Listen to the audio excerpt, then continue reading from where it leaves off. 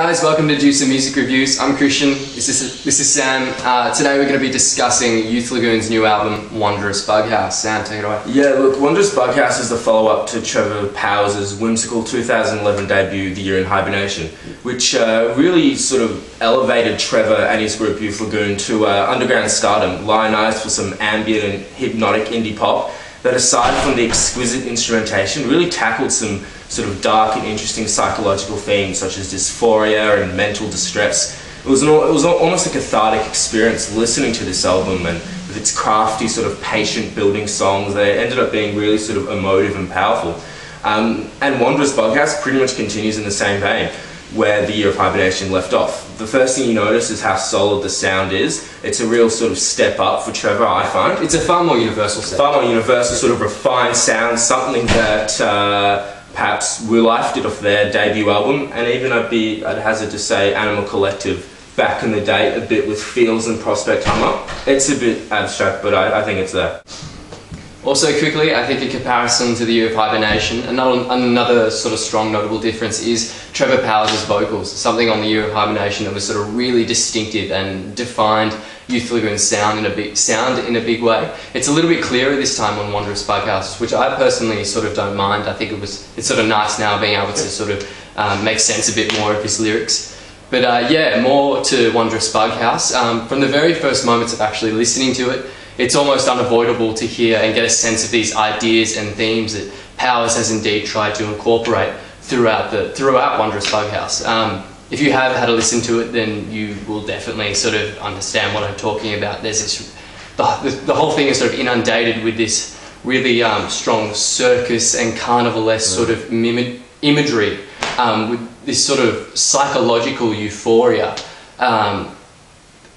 And he sort of displays this through his instrumentation, particularly through the sounds and samples, various sounds and samples, whether it be through, you know, the sounds of the guitars or just the general melodies and musical atmosphere. And it results in, you know, some really strong magnetic and hypnotic musical vibes, but sort of listening to it through this sort of warped and jagged real edge and angle of the lens. And yeah, so in that sense it was really good. It was as if you were sort of listening to it through someone who was maybe mentally not all there. And I think this is characterized also in the title of the album, Wondrous Bughouse, which essentially means sort of a marvelous insane asylum, which I think it strongly, you know, resonates throughout the album. Yeah, carrying on with your opinion on Addict Doctor, I think that's a really nice song. It's got this, as you said, real carnival, sort of estival vibe to it, and it's really sort of fun, adventurous, psychedelic pop. Similarly, the lead single, Droppler, continues in similar vein, climaxing to this sort of awe-inspiring chorus with the lines, you'll never die, just repeated for a couple of minutes. And you're sort of not sure whether he's actually sort of saying that to someone as if they actually will never die, or whether he's sort of talking about the memory of yeah, 100%. Well, that's what I'm going to talk about now. Lyrically, I think Trevor maintains his muse, similarly from what he did in Year of Hibernation, and dabbles into slightly newfound territory, often referring to metaphysics. And to quote him in an interview, actually, he said he wants to investigate where the spiritual world meets the physical. So it's obvious he's you know, he's indulging in new ideas and new thoughts, and at times, though, I think he can be a little guilty of being too abstract, but it wasn't necessarily a deal breaker for me. But, you know, perhaps just you need a bit more of a deeper listen at times. Yeah.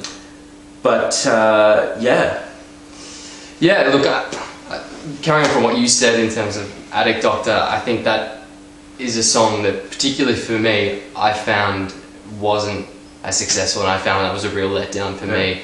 I think that whilst Powers is sort of able to implement these sort of crooked and circus-like undertones throughout the album, of which the ideas I think he was trying to achieve like are really fantastic themselves. The whole notion of, you know, experimenting with these ideas is fantastic. But I think at times he can get caught up too much on the imagery of this album, as if he came up with the concept, you know, before making any of the music, and then sort of went on to rush and write a lot of these songs. And I think that's something that's present in the song Addict Doctor. I mean, it's sort of centered around this almost this very carnivalesque piano melody, something that you could almost listen to, I don't know, if you were sitting on a merry-go-round, like that type of idea. But for me, I love the fact that, you know, that song can sort of transport me to a different place, and that's, you know, a strong characteristic in a lot of the best music. But having been at that place, it's not like listening to the music of a merry-go-round is that musically appeasing. I mean, I think in that sense, there's a lot of the innovativeness in the songwriting and the musicality is just lost in this sense. It's focusing too much on trying to, you know, bring up these ideas of, you know, these ideas that he's trying to bring up, and just loses all innovativeness in the songwriting. In that sense, I think that the songwriting itself was really let the album down in a big way. I think one band that was able to sort of do a similar thing that Trevor Powers was trying to do here, whether the music is that similar or not, is the band Paper Cuts and their album You Can Have What You Want. Personally, one of my absolute favourite albums, and it's similar in the vein that Paper Cuts sort of try and create this imagery and really strong themes of this sort of futuristic space-aged era, and they write a whole bunch of really simple, soft, novel indie rock songs around that, but maintain this really strong balance between the themes and the songwriting. And in that sense, I think that was a real success. And yeah, if you haven't heard that album, I definitely recommend it. It's a fantastic album. Yeah, for sure. I definitely go with what you mean with the songwriting. I mean, the hooks at times can be pretty underwhelming. I mean, on their own, they're actually not too bad, but when you surround them with how the song starts, a lot of the songs in Wondrous Bughouse, they start with great optimism. You know, the sort of quiet, sort of reserved piano really building the song, and you just feel as if it's going to go somewhere really great, but it unfortunately it really doesn't. And I often feel as if sometimes it's very easy to become impatient with some of these songs, and to just easily just skip next. And it's something that's not it's not a huge thing, but I definitely think it influences the album on the whole. And at the end of the day, it's repeated so often that I feel as if it makes the album sort of lack variety, and it's almost predictable then at times. So his songwriting definitely took a blow in this album. And I think as well as if he doesn't do he doesn't blah blah blah blah. He doesn't do himself any favors in the sense that it's only a 10-song album. I mean, it's not particularly long, and I think the album itself would have benefited a lot more had he maybe pushed out to maybe, you know, the 10+ mark in terms of the songs, and really sort of fleshed out a lot more of the ideas. I think it potentially could have been better in that sense. Yeah. But I think nevertheless, I need to give credit where it's due at times.